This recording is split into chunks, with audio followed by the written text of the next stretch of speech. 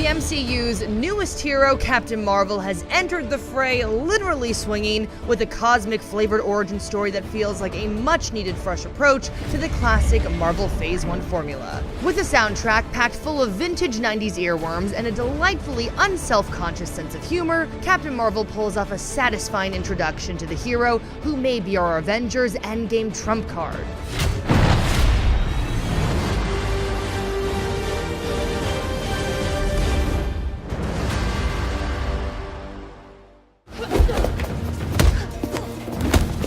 You have to let go of the past. I don't remember my past. The bulk of Captain Marvel's runtime is focused on Carol Danvers trying to figure out just who and what she is. She's been living among the alien Kree for years and has earned herself a position on an elite commando unit with only fleeting memories of her life before it. Carol's quest for answers to her past leads her to Earth in 1995, where she's forced to work alongside newly minted S.H.I.E.L.D. agent Nick Fury to uncover the truth. Toss some shape-shifting aliens called Skrulls and an intergalactic conspiracy into the mix, and you've got yourself a proper superheroic party. The movie keeps the memory loss tropes to a minimum. Carol never feels properly lost or floundering, just frustrated that she's up against a problem she can't use her powers to punch her way out of. Though she certainly gives the impression that if she could brute force her own memories into the proper order, she definitely would, which is absolutely delightful. But it is Carol's struggle against forces that want to delegitimize her, including her condescending, manipulative commander Yon-Rogg, that becomes the recurring theme of Captain Marvel. Everywhere she turns, Carol's facing down someone who doesn't think she's worthy of the power she has or doesn't think she belongs in the position she's in. And yet, again and again, Carol finds a way to prove them wrong and keep fighting regardless.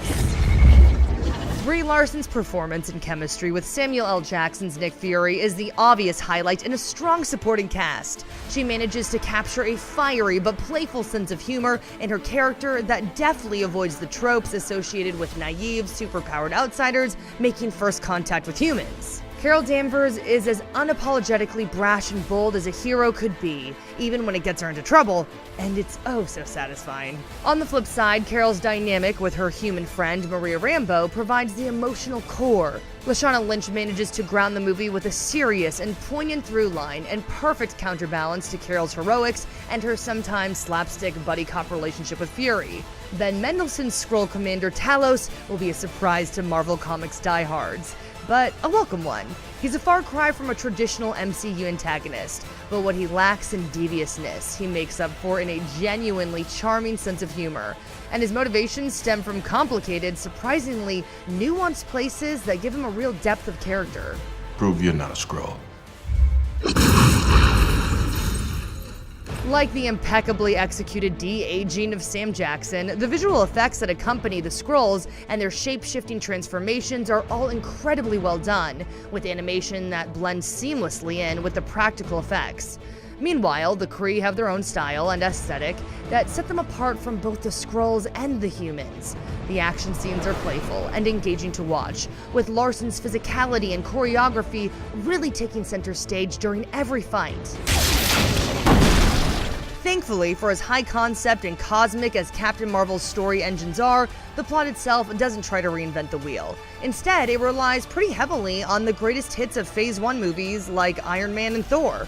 The Phase 1 nostalgia does seem a bit jarring though. It's strange to feel the MCU suddenly pivot back to the pure origin story routine after the last 2 years have been so experimental. And it's hard not to walk away wishing that Carol's introduction had been built into a previous movie to help add a bit more narrative weight. All in all though, the end result is fun and thrilling, even if it's not always the most surprising. I'm not gonna fight your war. I'm gonna end it. Captain Marvel manages to take the best ideas of early MCU origin stories and use them to form something that feels both familiar and fresh.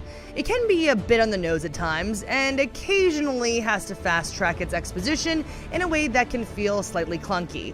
But what it lacks in grace, it makes up for in charm. Brie Larson's stellar performance gives Carol Danvers a vibrant, joyful life that will fit right into the future of the MCU, whatever that future may hold.